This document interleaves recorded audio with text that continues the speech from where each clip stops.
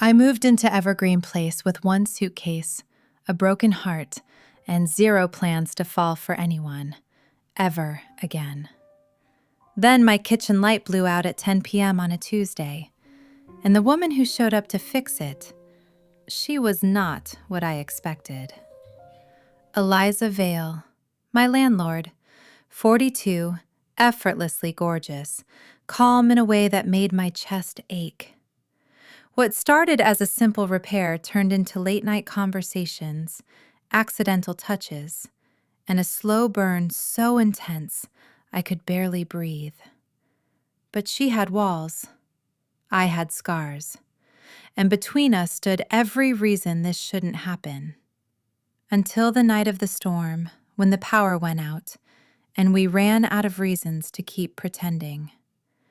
This is the story of how a broken light fixed something inside me I didn't even know was shattered. Chapter 1. The night the lights went out. I still remember the exact moment my old life ended. It wasn't dramatic. There was no screaming, no slammed doors, no thrown dishes. Just Cassie sitting on the edge of our bed, the bed we had shared for 3 years. Scrolling through her phone like I wasn't standing in the doorway, watching everything unravel. "I think we've grown in different directions," she said. That was it. 3 years reduced to a single sentence about directions. 2 weeks later, I was hauling a single suitcase up 3 flights of stairs in a building I had never seen before, signing a 6-month lease I could barely afford, and telling myself this was fine. I was fine. 26 years old, newly single, and starting completely over in a city that suddenly felt enormous and indifferent. Fine. Evergreen Place was an old brick building on the quieter end of Mercer Street. The kind that had wrought iron railings and a buzzer system that only worked if you pressed it twice. Apartment 3C was small but had good light, the rental listing had said. South-facing windows, hardwood floors, character. What the listing had not mentioned was that the kitchen overhead light had a loose wire that flickered every time someone opened the refrigerator, or that the previous tenant had left a single plant on the windowsill, a little pothos with one yellow leaf, like a farewell gift to whoever came next. I kept the plant. I figured we were both surviving on stubbornness alone. My first week was quiet. I unpacked slowly, bought groceries in small amounts because filling a refrigerator felt too permanent, and learned the rhythms of the building. Mrs. Hargrove in 2B played classical piano between 4 and 5 every afternoon. The couple in 1A ordered Thai food every Friday, and sometime after 9 most evenings, I could hear footsteps on the floor above me, steady, unhurried, purposeful. Whoever lived up there moved like they owned the place. I found out later that she did. It was a Tuesday. I know because I had just finished a call with my mom, who had asked if I was eating enough, and then pivoted immediately to asking whether I had considered online dating, and I had poured myself a glass of wine to survive both questions.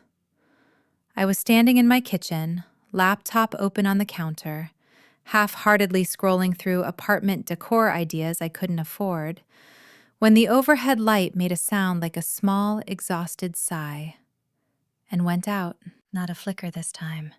Complete darkness. I stood there for a moment in the sudden black, the glow of my laptop screen the only light in the room, wine glass still in hand, and thought, of course this is happening tonight. I found the emergency contact number in my lease agreement, the building manager line. I expected voicemail. I expected to leave a message and hear back in 2 days. I did not expect the phone to pick up on the second ring, and I certainly did not expect the voice on the other end.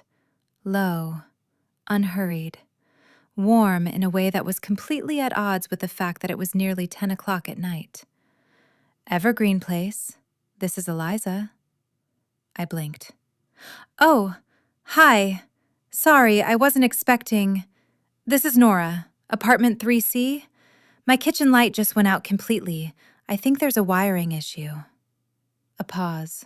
Not uncomfortable, just considered. How long has it been flickering? Since I moved in, honestly. I kept meaning to call. I'll come up. Now? I looked down at myself. Oversized sleep shirt, bare feet, wine glass. You don't have to do that tonight. I can just... It's a loose wire. If it sparks, it's a fire hazard. Another pause, and then something that might have been the edge of amusement in her voice. I'll be there in 10 minutes. She was there in 7. I opened the door, and the first thing I noticed was her hands, because she was already holding a small toolkit relaxed at her side, and her hands were the hands of someone who actually knew how to use it. Then I looked up. Eliza Vale was tall. Dark hair pulled back loosely, a few strands escaped around her face. Somewhere in her early 40s, maybe, with the kind of unhurried confidence that doesn't come from arrogance. It comes from simply knowing yourself. She was wearing a simple gray pullover and dark jeans, and she looked at me with calm, dark eyes and said, "Kitchen?" "Right." I stepped back. "Yes, sorry. Come in." She moved through my apartment without staring at my boxes or the sad single plant or the wine glass I had hastily set on the bookshelf. She walked straight to the kitchen, looked up at the light fixture, and then at the panel near the stove. "Breaker's fine," she said, almost to herself. "It's the fixture." She pulled a chair from my small table without asking, stepped up onto it, and opened the fixture cover with the ease of someone who had done this 100 times. I stood in the kitchen doorway and watched her work, and tried to remember the last time someone had shown up and simply handled something. "You just moved in," she said. It wasn't a question. 2 weeks ago. "How are you finding it?" "Quiet," I said. "I mean that as a compliment." I saw the corner of her mouth move. Not quite a smile. Something more restrained. "Good. Quiet is what I aim for." She twisted something and the light came on. Steady, unwavering, no flicker. She looked down at me. "It was the connection at the base. Should hold now, but I'll replace the whole fixture this week." She stepped down, folded the chair back under the table, and snapped the toolkit closed. The whole thing had taken maybe 8 minutes. I felt inexplicably disappointed that she was already done. "Thank you," I said. Genuinely, "I'm sorry to have called so late." "Don't be." She picked up her toolkit. "That's what the number is for." She was almost to the door when I said, and I have no idea why I said it, "Do you want some wine? I mean, you don't have to, obviously. You came out at 10 o'clock to fix my light, and I feel like that deserves something." She turned around, looked at me for a moment, those calm, dark eyes considering. "Just a glass," she said. I had no idea, standing in my half-unpacked kitchen pouring wine for a woman whose name I had learned 20 minutes ago, that my life was about to become entirely rearranged. But that was just the beginning. Chapter 2. Small repairs and smaller excuses. She stayed for 45 minutes. We stood at my kitchen counter. I hadn't unpacked my proper seating yet, just the one chair she'd borrowed to fix the light. And we talked about the building. She told me the history of it. Built in 1934, converted to apartments in the 60s, bought by her 12 years ago when it was in serious disrepair. "You bought the whole building?" I asked. I was younger and more optimistic about renovation projects. This time the smile was real, brief and genuine, and it did something strange to my pulse. She asked what I did. I told her. Freelance graphic design, mostly editorial work. She told me she ran a small architectural consulting firm from a studio on the 4th floor. That explained the footsteps. That explained, also, the late-night hours. When she left, she paused at the door and said, "Leave a note in the building request box if anything else comes up." Then, almost as an afterthought, "The plant needs more water." I looked at my pothos, then back at her. "It's surviving." "It's struggling," she said, not unkindly. "Move it 3 inches to the left, more indirect light." She left. I moved the plant 3 inches to the left. By Friday, it had 2 new leaves. I told myself I was not going to manufacture reasons to interact with my landlord. I told myself this firmly on multiple occasions over the following 2 weeks. I was here to heal, to find my footing, to stop defining myself by the shape of someone else's absence. I was not here to develop inconvenient feelings about the woman who owned the building. Then, the laundry room flooded.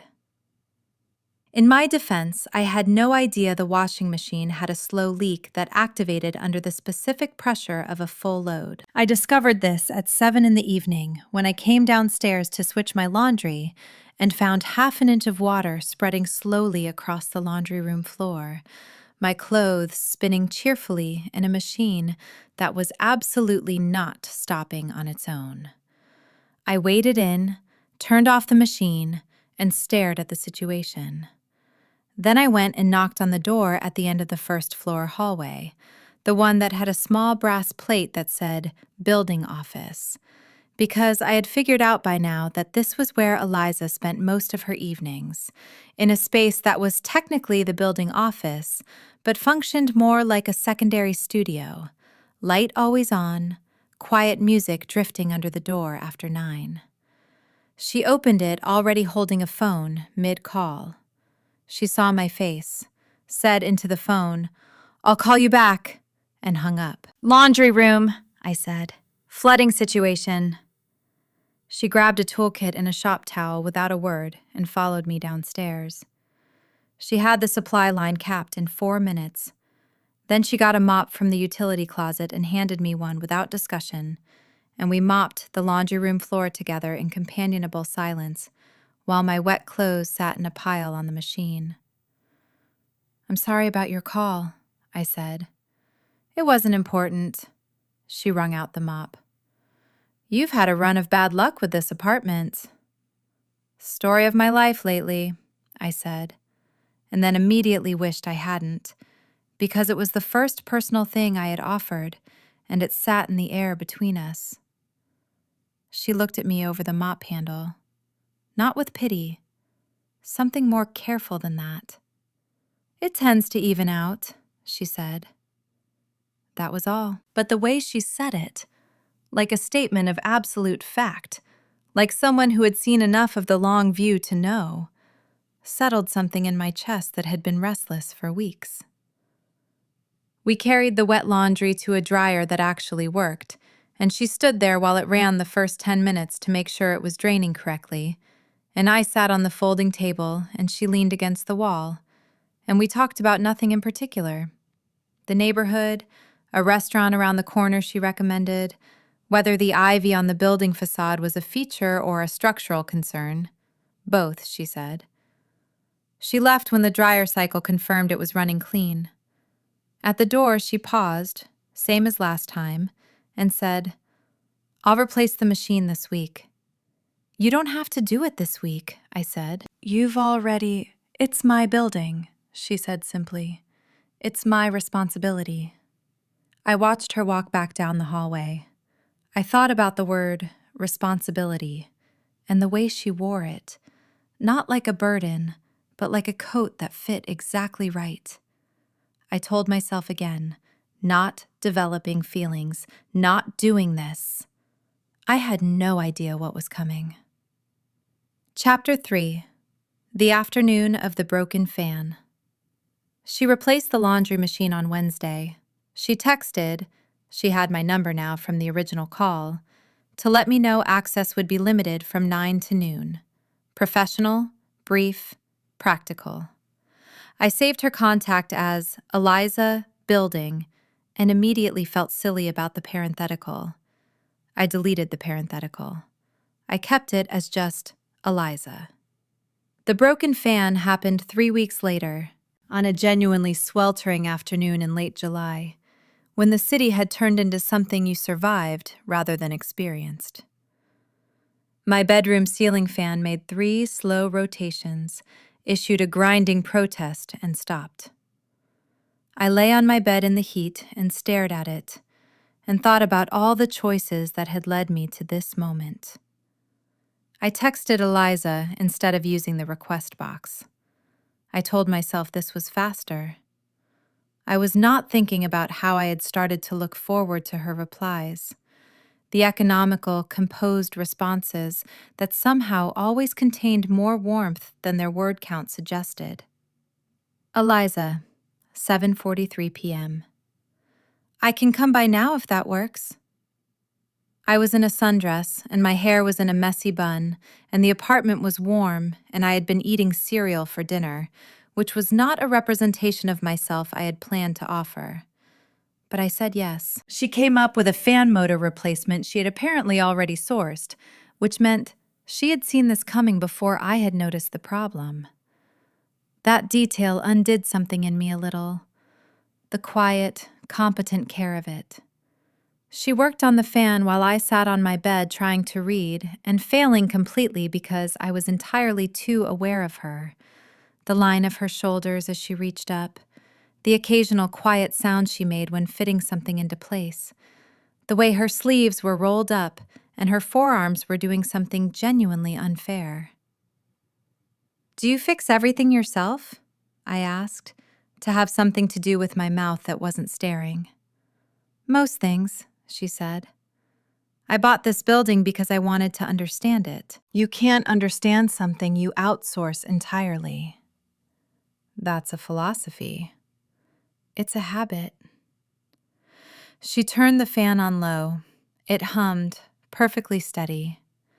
She looked satisfied in a quiet way. There. I tipped my head back and felt the air move across my face. "Oh, that's incredible," I said, and the relief was so genuine that I laughed. She was watching me when I looked back down. There was an expression on her face I couldn't quite read, something brief and attentive, there and then gone. She picked up her toolkit. "Thank you," I said, again, for the 3rd time. "4th," she said. "The plant consultation counts." I laughed again.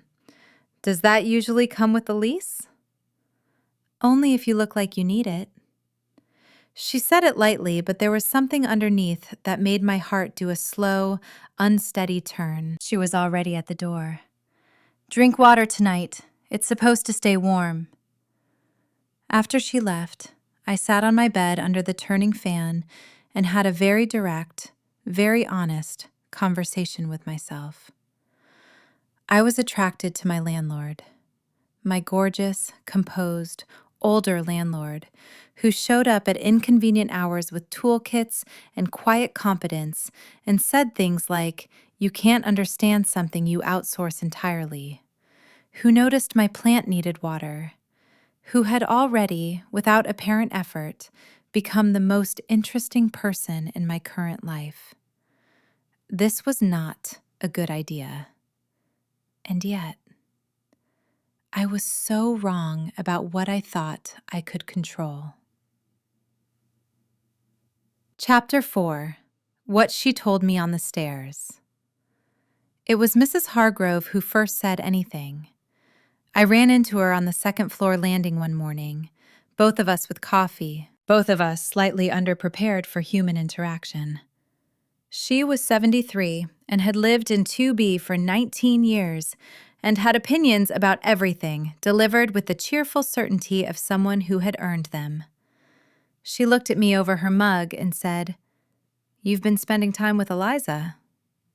It was not a question. She's been fixing things, I said carefully.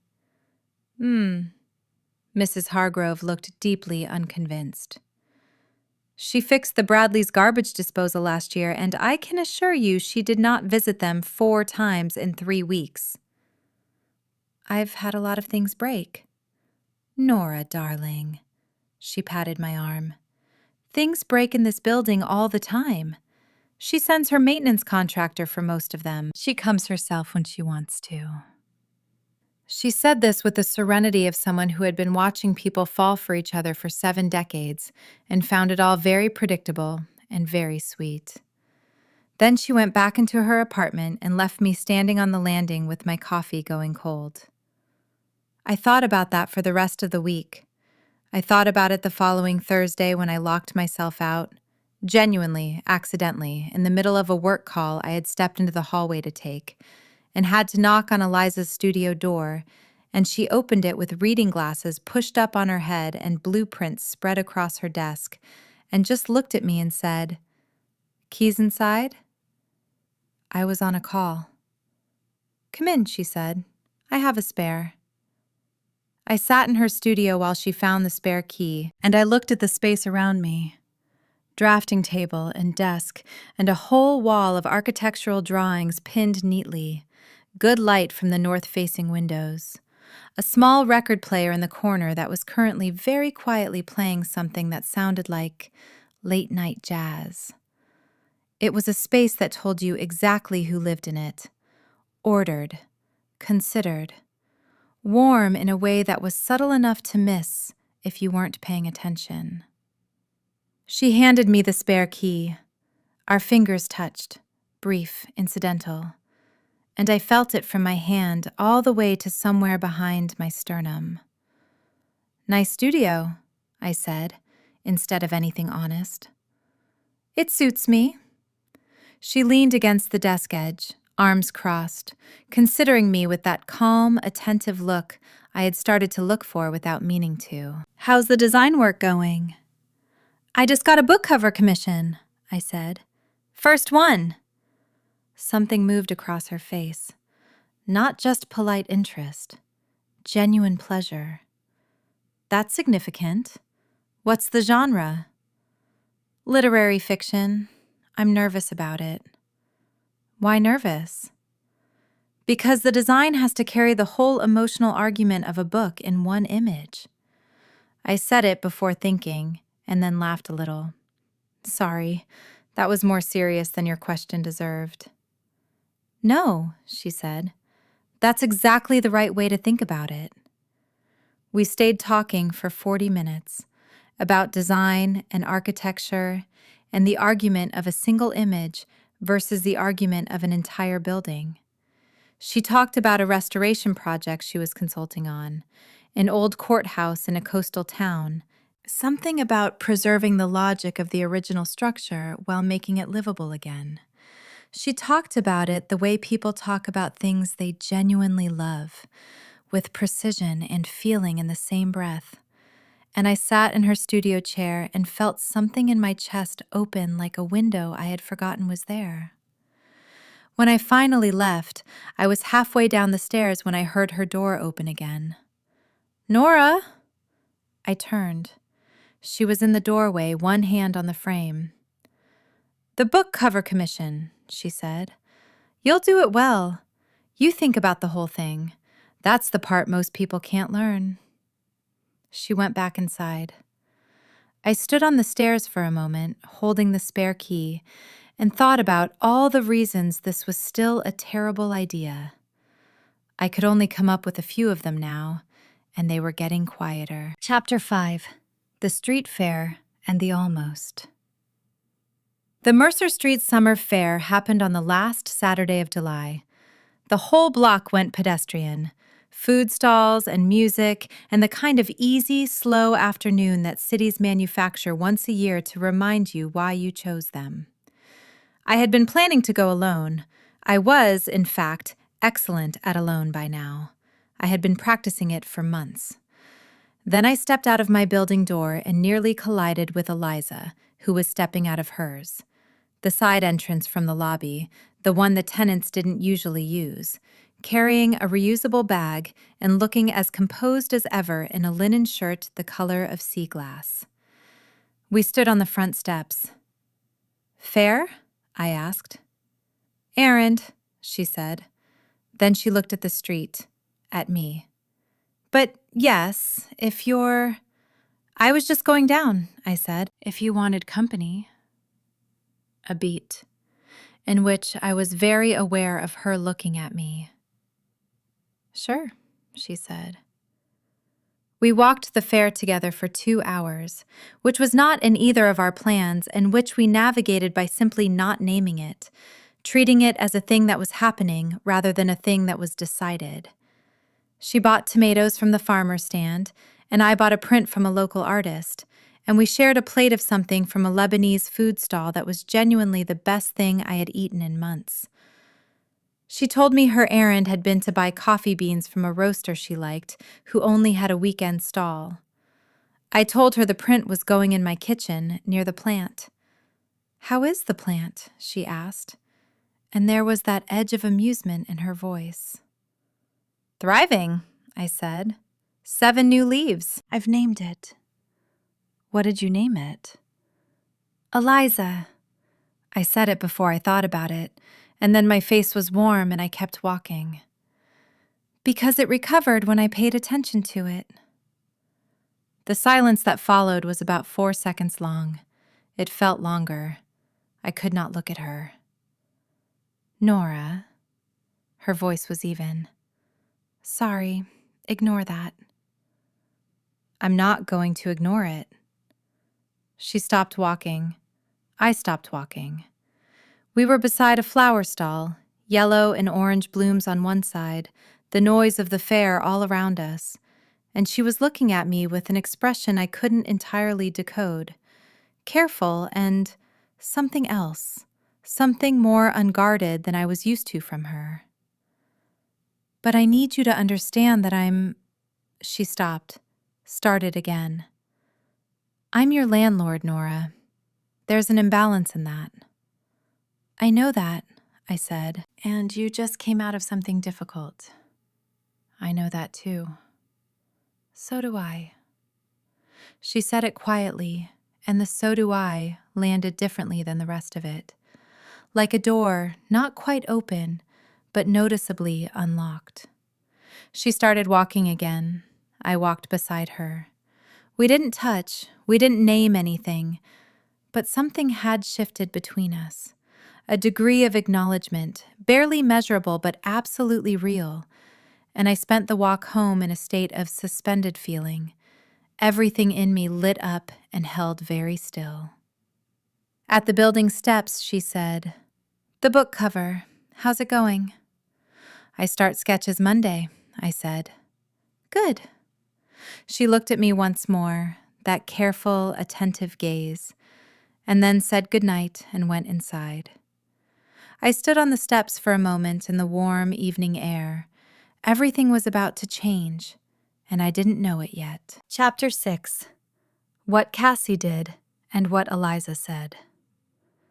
I should have known happiness was making me careless. The 3 weeks after the street fair were the best I'd had in almost a year. My book cover sketches were going well. My client had called them exactly what we needed and asked for 2 more concepts, which in freelance terms is basically a standing ovation. The plant had grown so enthusiastically, I'd had to get it a bigger pot. And Eliza, we had settled into something careful and warm and unspoken. The occasional evening conversation in the building lobby, or a text about something neighborhood-related that always lasted longer than the thing it started about. Nothing declared, nothing resolved, but present and real and mine in a way that felt too fragile to examine too directly. Then Cassie showed up. I came back from coffee on a Tuesday morning and she was on the front steps of my building. 3 years of my life in a cream-colored jacket, looking exactly the same and somehow entirely unfamiliar. She said she'd been thinking about me. She said she'd been wrong, that the different directions thing was fear, that she had processed it with her therapist and she thought we deserved another conversation. I stood on the sidewalk with my coffee and felt nothing was the honest answer. Not the nothing of numbness, the nothing of resolution, like finding an old bill you'd already paid.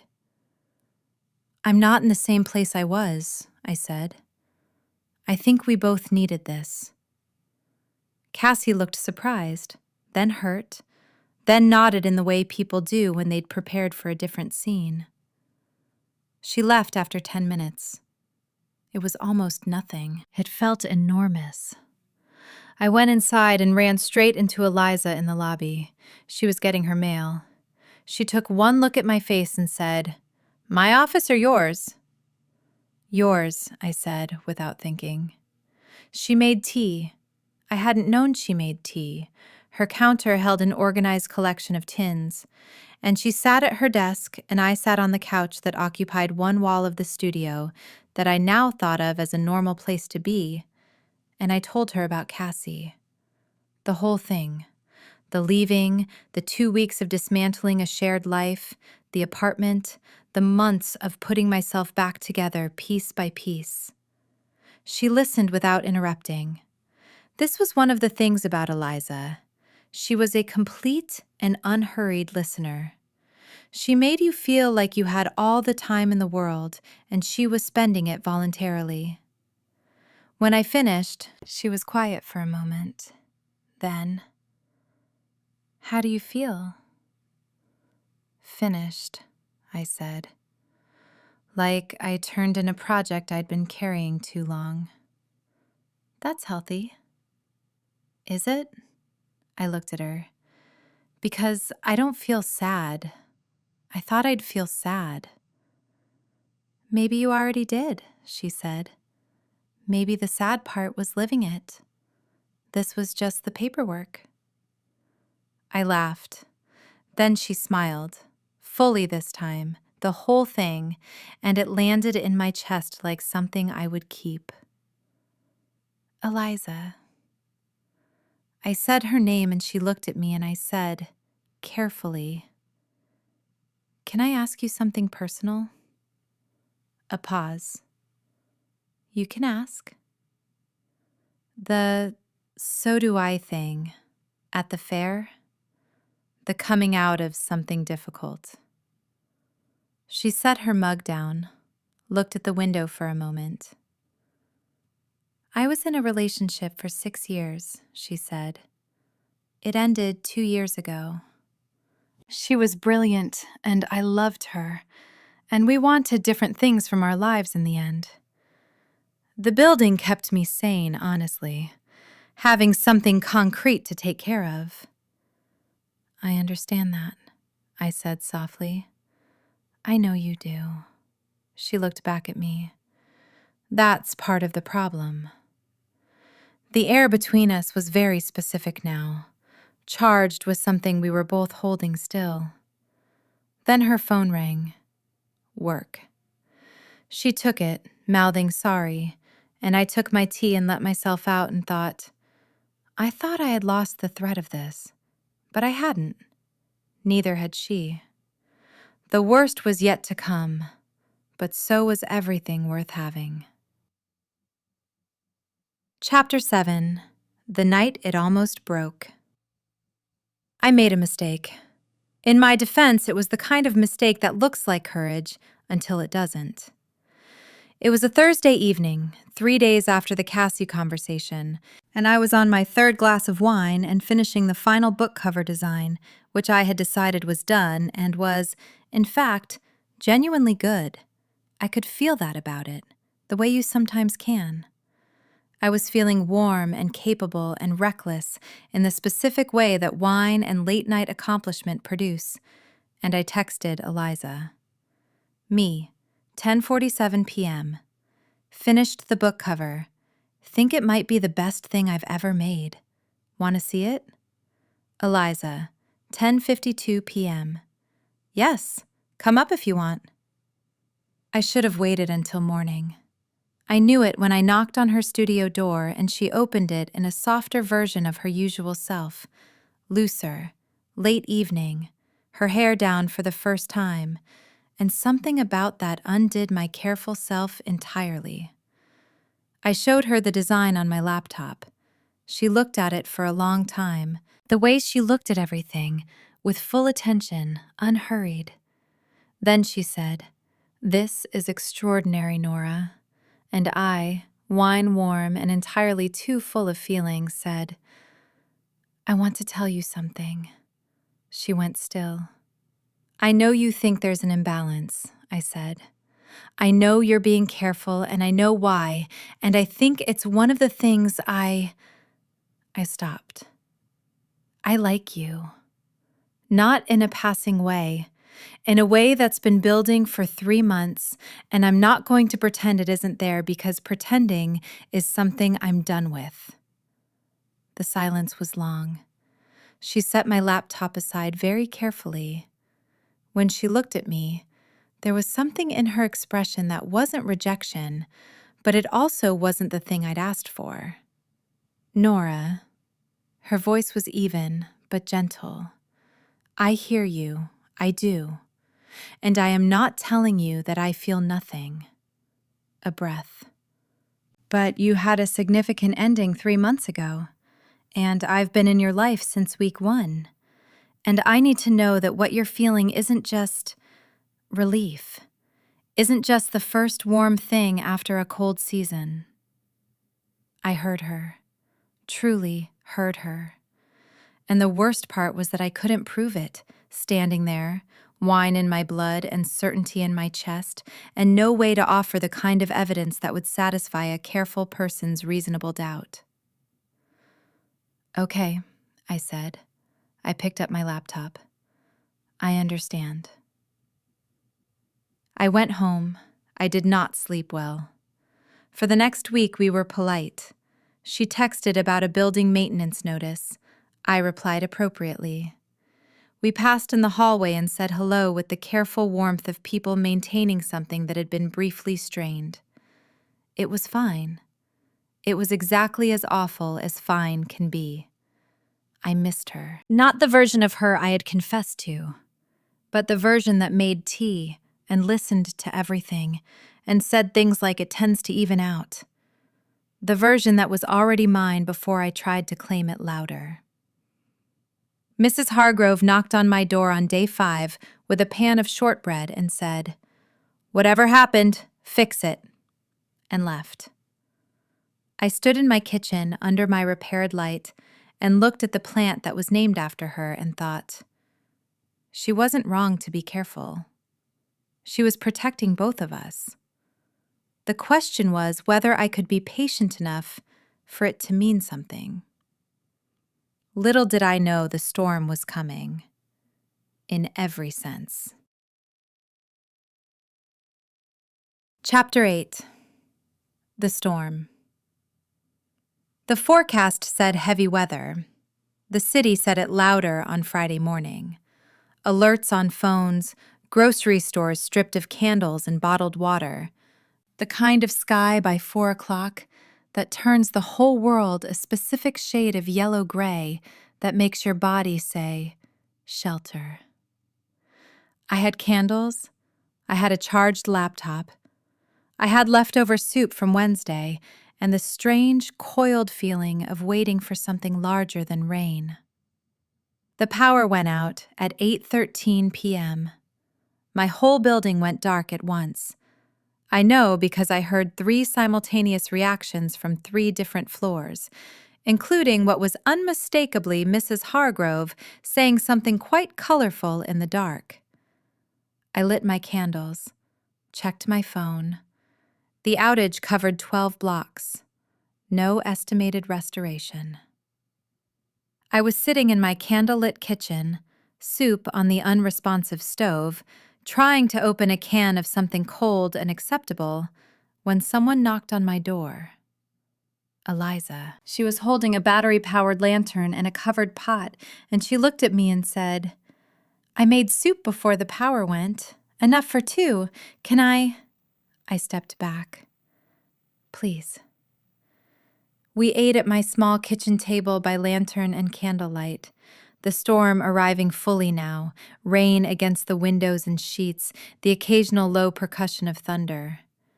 It was the most intimate setting that had nothing to do with intention, just weather and proximity, and two people who had been walking carefully around something for 7 days. We talked around it for 20 minutes, building things, work things, the neighborhood. She asked about the book cover's reception. I told her the client had approved it and already mentioned a second project. Then the thunder came close, very close, a crack that felt like the building itself flinching. And in the startled silence after it, we were both very still, and Eliza was looking at me across the small table, and I was looking back, and neither of us looked away. "I've been thinking," she said. "So have I said. "I was careful with you because I didn't want to be the thing you reached for while you were still recovering." A pause. "But I've also been watching you for 3 months, and you are not someone who is reaching, Nora. You're someone who arrived." My heart was doing something complicated and full. "I took a risk once," she continued, "and I made the same speech you did, the 'this is real' speech. And it wasn't wrong that I felt it. It just wasn't the right time for what we needed. So I learned to be careful about timing." She looked at me steadily. "But I think I've been using caution as a replacement for courage." "Eliza, you said you're done pretending." She leaned forward slightly. "So am I." The storm was still outside. The candles were burning. The plant was on the windowsill with 10 leaves. "Can I tell you what I've been thinking?" I asked. "Yes," she said. "I think you fix things because you love them. The building, the plant, people." My voice was steady. "And I think you stopped letting people fix things back." She was very quiet. "I'm not reaching," I said. "I'm not in recovery. I am healed. I came out of something hard, and I landed here, and you were here, and I would like the chance to tend to something too." The thunder rolled, quieter now. The storm was passing. Eliza stood up, came around the small table, stood in front of me, close enough that the candlelight was doing extraordinary things. And she looked at me the way she looked at the things she loved, with full attention, unhurried, like she had all the time in the world. She reached out and tucked a piece of hair behind my ear. Her fingers brushed my cheek. My whole body went still the way it does before something true happens. "Nora," she said, very quietly. "Yes," I said, equally quiet to whatever the question was. She kissed me, soft at first, the kind of kiss that asks, "Is this real?" And then I answered, and it was. The storm outside and the candles and the soup and the 3 months of careful building, all of it concentrated into something that was finally not held still. When we broke apart, her forehead was against mine. "I should have said it at the street fair," she said. "You weren't ready at the street fair," I said. "Neither was I, honestly. Not for this." She laughed, low and quiet. I felt it more than heard it. We stayed there in the candlelit kitchen while the storm finished passing, and I thought about all the broken lights and flooded laundry rooms and locked doors, all the small things that had needed fixing, and how none of them had been accidents, and how all of them had led exactly here. Chapter 9. What Comes After the Storm. The power came back at 11:30 p.m. The building lights hummed on, and we both blinked in the sudden brightness, like people returning from a long trip. And then we laughed. the same laugh at the same moment, and that felt like its own kind of declaration. We stayed up until 1 a.m. talking, really talking, the version we'd been circling for months without arriving at. She told me about the courthouse project, the way she thought about a building's logic as something with rights. Its original intent deserved to be listened to before you changed it. I told her about the design work, the book cover, the way I'd felt afraid of my own ambition for a long time, and how coming to Evergreen Place had, somehow, quietly given it back to me. She walked me to my door at 1:15. "Dinner," she said. "Tomorrow, not in the building." "Like a real thing," I said. "Like a real thing," she confirmed. And there it was again, that almost smile, full and genuine. Good night, Nora. The next 2 weeks were the happiest I could remember being in years. Not the frantic happiness of early infatuation, but something more substantial. The happiness of being known and choosing it anyway. We had dinner on Saturday at a small Italian place she loved and walked home slowly through the warm August night. She showed me the courthouse project drawings one evening, laid out across her drafting table, explaining the logic of the original structure with such precise care that I understood why her clients trusted her completely. I showed her my new project sketches, a magazine feature spread, and she asked questions that were architectural, structural, about the logic of the image, and they were the best questions I'd ever been asked about my work. Mrs. Hargrove said nothing when she saw us together in the lobby. She simply nodded once, deeply satisfied, and played a particularly cheerful piece on the piano that afternoon.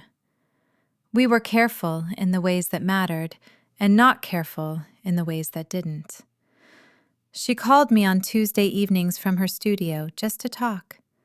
I made the tea sometimes, using the tins in her kitchen that I now knew by name. She brought me coffee in the mornings when she was coming back from the roaster's stall, leaving it outside my door with a single sentence texted. "Your light was on. Thought you were up."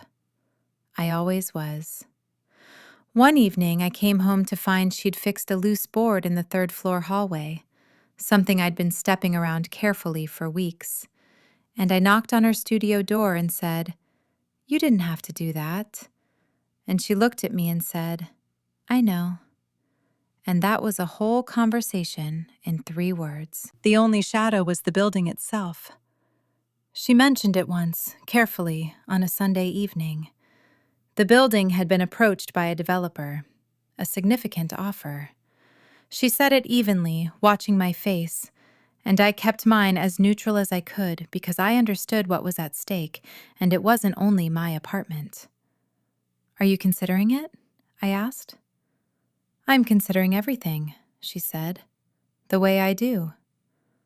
"What would you do if you sold it?" "I'd be fine," she said. "That's not the question." "What's the question?" She looked at me for a long moment. "What I want the next chapter to look like." I reached over and took her hand. "Tell me," I said, "when you know." She turned her hand to hold mine properly. "I think I already know," she said. Chapter 10. What We Built. 3 months later, the leaves were turning. That particular November gold that makes the city look like an old photograph of itself. And I was sitting at my kitchen table with a finished project on my laptop and tea I had made in Eliza's tins, which had migrated to my cabinet over the course of autumn, with the quiet inevitability of 2 households becoming familiar with each other. The plant was enormous. I'd had to split it into 2 pots. The book cover had launched. I'd been sent a copy of the finished book, and it sat on my shelf. And every time I looked at it, I thought about sitting in Eliza's studio and her saying, "You think about the whole thing," and how that had felt like being given something I'd always had but hadn't trusted. I had 3 new clients. I was eating real dinners. I was sleeping 8 hours. I had, without quite registering the moment it happened, stopped defining myself by my departure from a previous life and started defining myself by what I was building inside this one. My buzzer rang at 6 p.m. I pressed the intercom. Yes? It's me. Eliza's voice, warm and familiar. I have news. I buzzed her in. She came up the stairs instead of waiting for the elevator. She always took the stairs, something about staying connected to the structure of the building. And I had the door open before she knocked. She was wearing her coat, city-flushed from the cold, and she was smiling in the full way, the complete one. She came inside and I took her coat, and she looked around my apartment with the expression she got when something was exactly as it should be, and then she looked at me. I turned down the developer, she said. Something in my chest settled so completely that I felt it like a physical thing. Tell me, I said.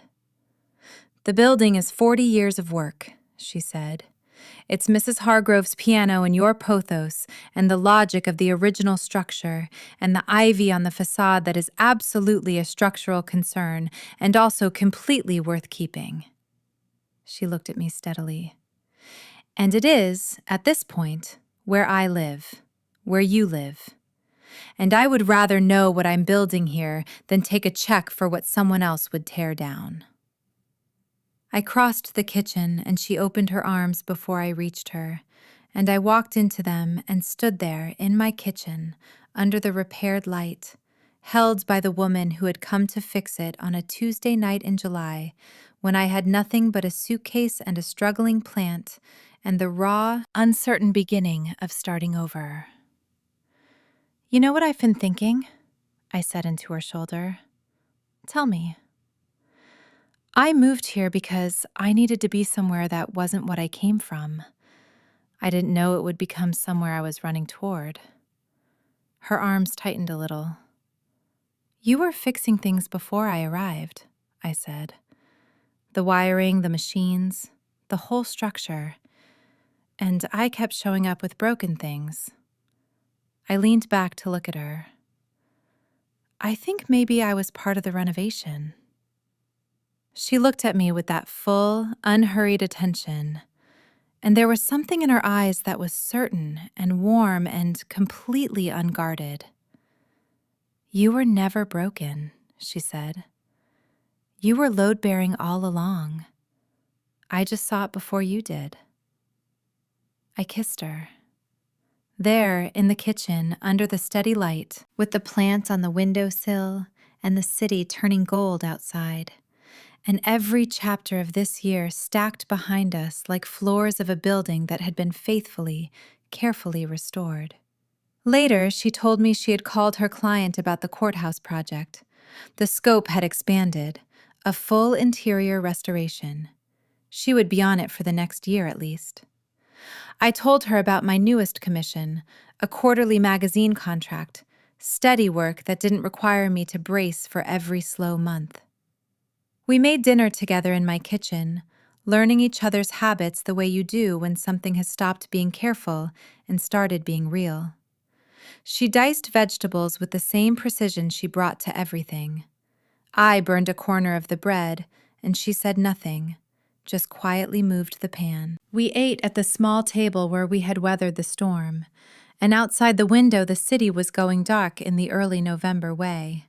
Lights coming on in buildings, the familiar hum of a neighborhood settling into evening. Next year, I said, I want to repaint this kitchen. She looked up. What color? I don't know, something warm. I was going to ask you what you thought. She smiled, slow, certain, all the way to her eyes. I think, she said, we should decide together. We did. And I thought about the first Tuesday night, the failed light, the unexpected phone that picked up on the second ring. I thought about all the small, broken things and how she had arrived for each one, and how I had, slowly, without planning it, started arriving for her, too. I had come to Evergreen Place to find a place to land. I had found, instead, a person to build with. And it turned out those were the same thing after all. The light in the kitchen was steady and warm. The plants had 18 leaves. I was home.